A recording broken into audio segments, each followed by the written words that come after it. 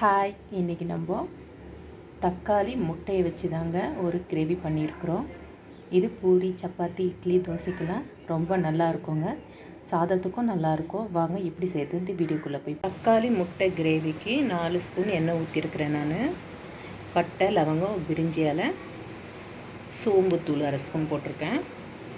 அது நல்லா பொரிஞ்சதுக்கப்புறம் ஒரே ஒரு பச்சை மிளகா கீரி போட்டிருக்கேன். 2 பெரிய சைஸ் வெங்காயம் கட் பண்ணியிருக்கேன் பொடியாக.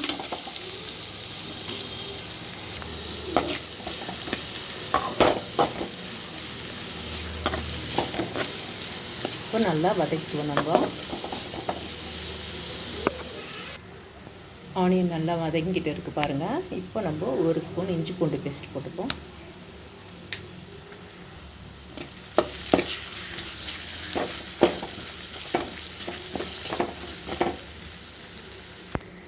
கொஞ்சமாக கருவேப்பிலை சேர்த்துப்போம்.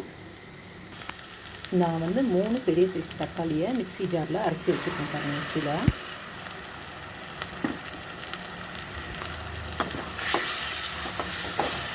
நல்லா பச்சை வாசனை போகிற வரைக்கும் நல்லா வதக்கிக்குவோம்.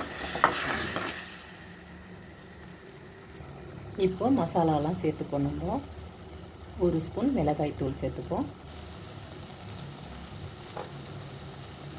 1 ஸ்பூன் தனியாத்தூள், 1/2 ஸ்பூன் மஞ்சள் தூள்,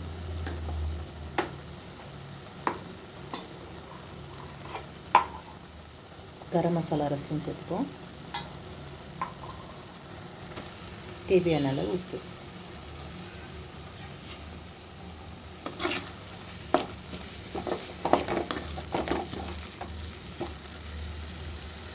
பாருங்கள், மசாலாலாம் போட்டு நம்ம நல்லா கலந்து விட்டாச்சு. எண்ணெய் நல்லா பிரிஞ்சு வர டைமில் தேவையான அளவு தண்ணி ஊற்றிப்போம்.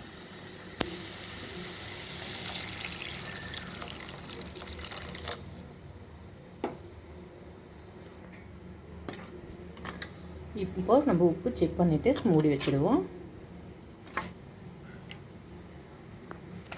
பாருங்கள், நல்லா குழம்பு கொதிச்சிட்டு இருக்குது பாருங்கள். இந்த டைமில் நம்ம முட்டையை இதில் சேர்த்துடுவோம். நான் 2 முட்டை எடுத்துருக்கேங்க. 1/2 ஸ்பூன் மிளகுத்தூள் இதில் சேர்த்துருவோம்.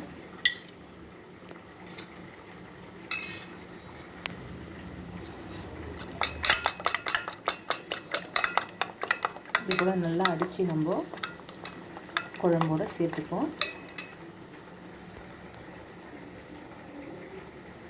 இப்போ நம்ம அப்படியே முட்டையை சேர்த்துருவோம் இதில். அவ்வளோதாங்க, நம்மளுக்கு தக்காளி முட்டை குழம்பு ரெடி.